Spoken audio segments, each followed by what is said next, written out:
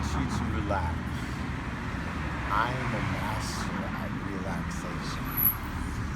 Don't worry about anything because that is a waste of time.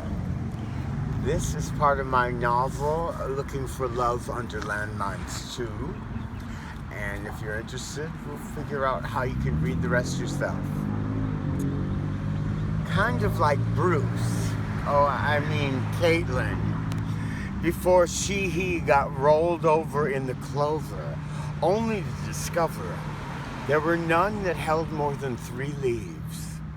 So she was completely out of luck that time. But she wasn't very lucky because when Jenner carelessly struck that poor woman, he was doing her nails and praying her makeup would stay on her face all day. The most unluckiest person in all of this world who swerved too soon to make room for Caitlin's prized ride and still stay alive in time for dinner. Anyway, Bitchel sped up away with a quickness, not wanting there to be any witnesses or dust flying into her perfectly made up face.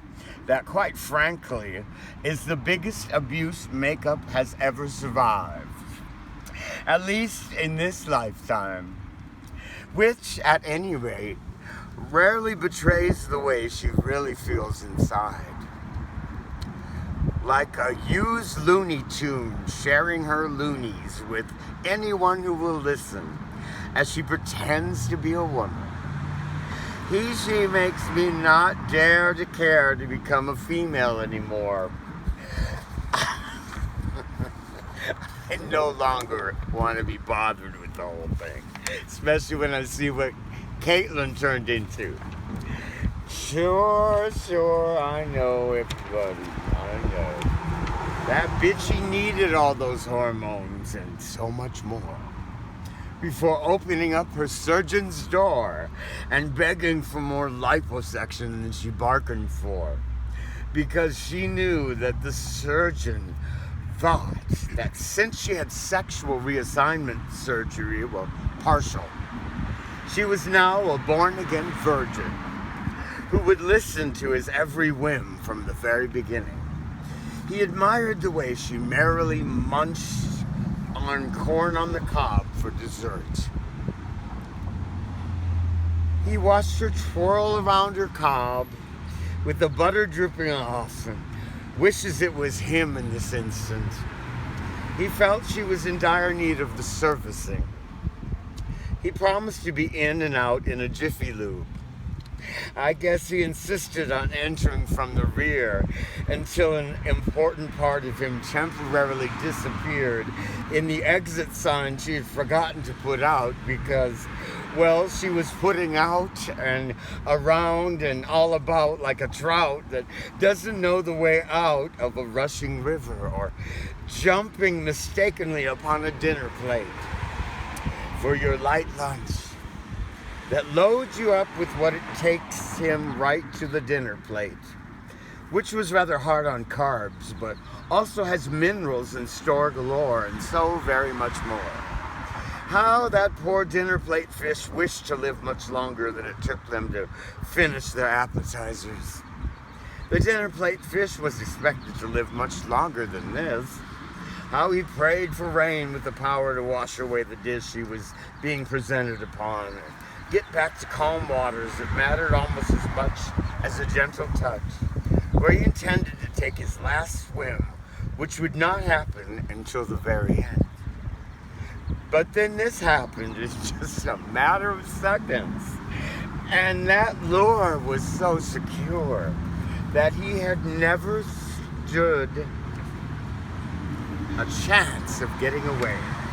It's a bit like Britney when she's being hounded for videos and photographs, and the paps will do anything to get it on film and become extremely wealthy just for one night. Where they finally got it right when they chased Britney into a barber shop where she thought she might just need a crop And that got in the midst of a shenanigan as planned. Understand, Britt has not been to a barbershop since this event, because now she wants her hair to live free enough to feel a light breeze where once were the tightest extensions that ever existed. Even RuPaul would be jealous because she likes getting into a tight place for a night or two.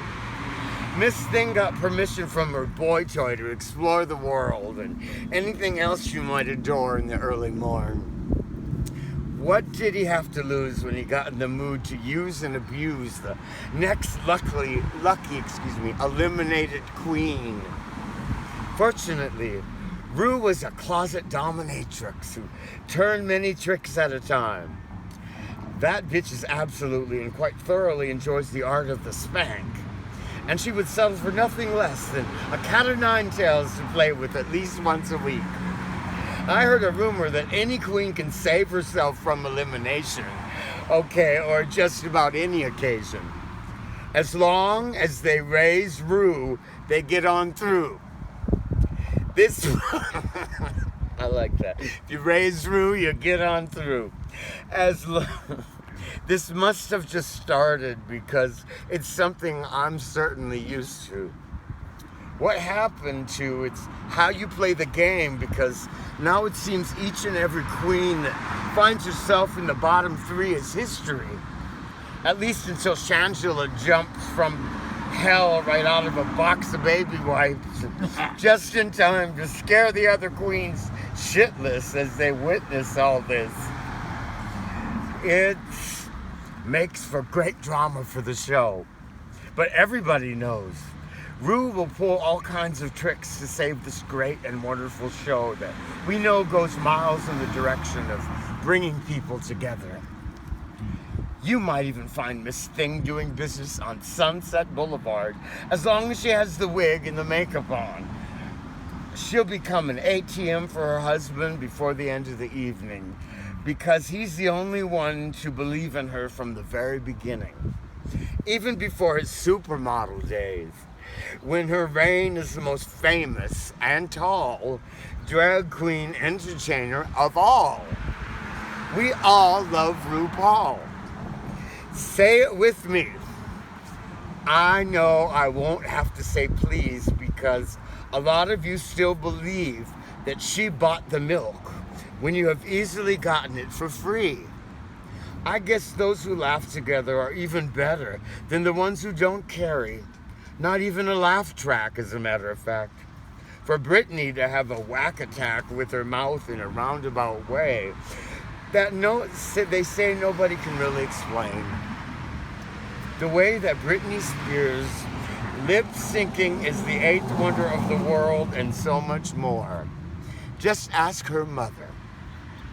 I guess it involves a lot of moaning.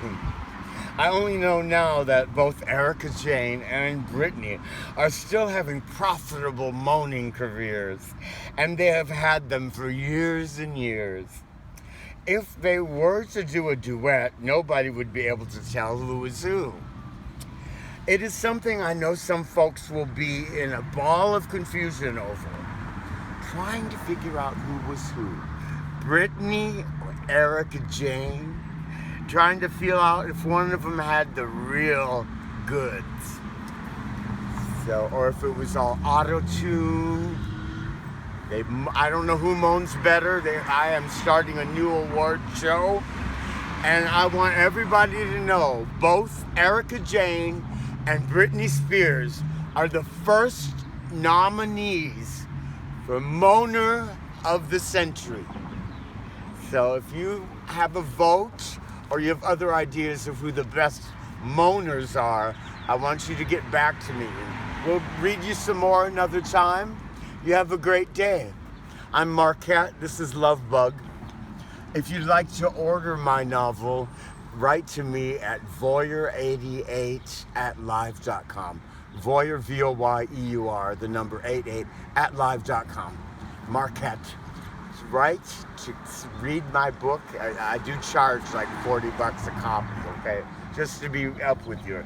Yeah, it took 30 years to write this, so it's worth $40 a copy.